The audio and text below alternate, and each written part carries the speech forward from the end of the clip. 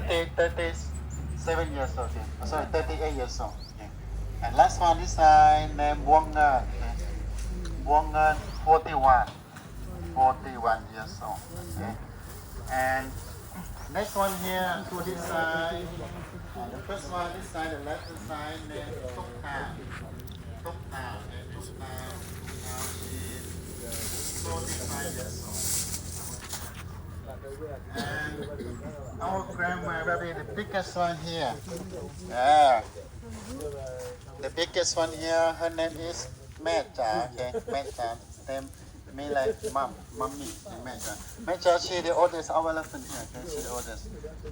Now she is 75 years old. Wow. Like, 75. She looked good for 75. Grandma and nanny, okay? But she very healthy, she's strong. Strong and she very nice, gentle.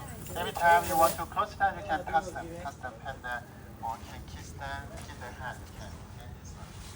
But all of them are female and pregnant. Okay, so now everybody is going to show their first. Make it the food from their first and then come back.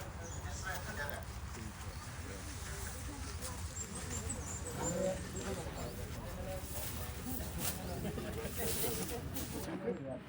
Come on, boy.